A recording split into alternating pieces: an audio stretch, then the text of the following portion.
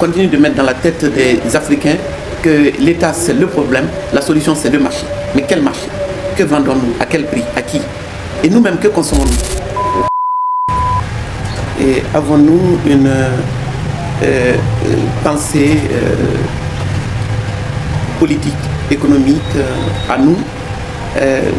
Toujours, on se passe difficilement de ce que le professeur Joseph Kizerbo dit à ce sujet. Nous dormons sur la natte des autres, malheureusement, dans chaque domaine, qu'il s'agisse d'économie, de l'éducation, n'en parlons pas, de politique, de gouvernance, de droits des femmes. Nous sommes constamment à la remorque des autres, ce qui leur donne la latitude de nous juger. Et nous, on rase le mur constamment. Et pour moi, il est de la plus grande importance aujourd'hui de statuer sur la question des élections. C'est inacceptable de voir nos pays s'effondrer les uns après les autres comme des châteaux de cartes. Et si vous changez, vous avez l'impression d'être dans le même pays. Quand vous changez, il suffit de vous passer du nom du pays. C'est toujours des contentieux pré-post-électoraux, contentieux pré- et post-électoraux partout, partout. Jamais, en tout cas, il est extrêmement rare de voir les protagonistes de ces crises se saisir de la question fondamentale du modèle de développement. Mais toute cette guerre fratricide tourne autour de quoi? Quelle Afrique? Que voulons-nous pour nous-mêmes? Et dans le cadre d'un monde globalisé, ceux qui pensent le monde le dominent. Donc on a vendu à l'Afrique une certaine idée d'elle-même, qui est censée être une Afrique développée, une Afrique qui avance, une Afrique qui émerge. Mais il se trouve que c'est constamment à l'aune de le regard que nous posons sur nous-mêmes est conforme à celle qui nous est que nous voyons dans le miroir qui nous est tendu. Donc c'est pour cette raison justement qu'il est extrêmement rare de voir les opposants et les partis majoritaires, toute cette guerre entre ceux qui sont au pouvoir comme ceux qui veulent leur poste, et tourne rarement autour d'enjeux et de projets de société différents. Et donc c'est la pensée unique, there is no alternative. Et au néolibéralisme, nous sommes dans ça depuis longtemps. Et c'est pour ça que, comme vous le dites, Joseph Kizerbo et d'autres figures africaines, Cheikh Anta Diop, nous aimons bien nous référer à eux.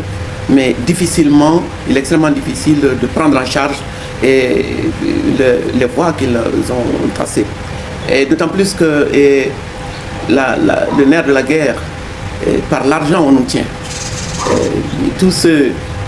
Tout candidat à une élection présidentielle aujourd'hui qui vient avec un agenda différent de celui de la communauté internationale n'a aucune chance de passer. Et tout simplement parce que ce monde a cruellement besoin des richesses du continent. Pendant 2 décennies, nous avons rappelé que le monde marche sur la tête dans la mesure où le profit des oligarchies prime constamment sur la vie des êtres humains. On en est là aujourd'hui. La crise sanitaire a mis à nu la vacuité du discours sur le développement, sur l'effet de ruissellement de la croissance, ainsi de suite. Et l'Afrique devrait être le lieu par excellence de la démonstration de ces fausses promesses de développement. Mais malheureusement, on a l'impression que la sortie de cette crise sanitaire est sous l'angle de la relance du même modèle économique prime encore, même dans nos pays. Je ne vois nulle part, dans aucun de nos pays, des voix qui s'élèvent pour dire c'est l'occasion de rompre avec un système qui nous vaut aujourd'hui et le chômage et la pauvreté de masse, et les flux migratoires meurtriers, le djihadisme et pas mal d'humiliation. C'est pour ma part en tout cas, moi je crois que c'est extrêmement important de ne pas rater cette occasion historique de mettre à plat certaines choses. Et pour ce qui est du Mali et du Sahel, nos maîtres à penser excellent dans dans l'art de saucissonner les problèmes. Et alors que la lame de fond, c'est un système économique qui ne crée pas d'emploi. Le problème est mal posé. C'est-à-dire que cette insistance sur l'État failli, absent, pas de services, les services qui ne sont pas là, et ainsi de suite. Et cette thèse est tellement contestable. Et je ne la cautionne pas. Parce que quelque part, c'est une thèse essentialiste qui consiste à dire que tant de pays, en 54, doivent leurs difficultés à la nature de l'État. Mais de quel État? Je ne sais pas, quand j'ai écrit l'étau, c'était pour dire jusqu'à quel point on l'a délégitimé, on l'a désengagé. Et cela continue. On continue de mettre dans la tête des Africains que l'État c'est le problème, la solution c'est le marché. Mais quel marché? Que vendons-nous? À quel prix? À qui? Et nous-mêmes, que consommons-nous? Donc, malheureusement, nous sommes des consommateurs d'idées des autres, de projets des autres. Et tout simplement parce que, là, je conteste tout autant la thèse de la gouvernance. Comment voulez-vous que les gens gèrent autrement quand d'entrée de jeu, vous mettez dans la balance le financement? Nous vous soutenons. Voici d'abord, on vous donne les termes de référence pour formuler ce que vous avez envie de faire. Et vous n'obtenez le financement que si ils ont l'assurance que les choses vont se passer selon leur manière de voir les choses. C'est tellement évident dans un domaine qui m'est familier, qui m'est cher, qui est la question du genre.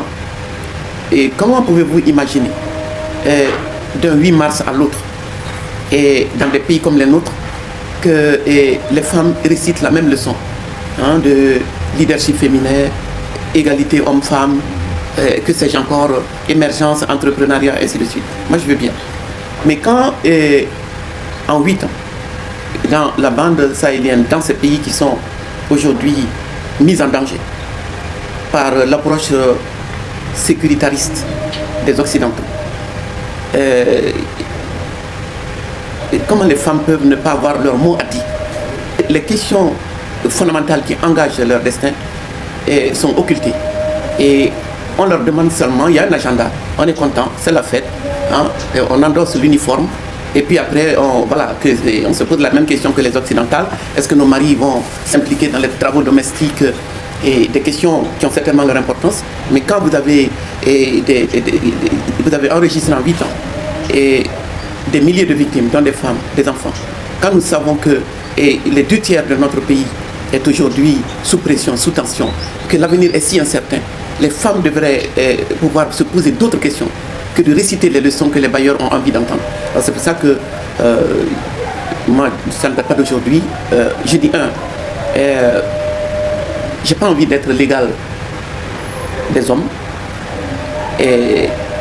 parce que j'ai pas l'impression que leur sort est aujourd'hui enviable.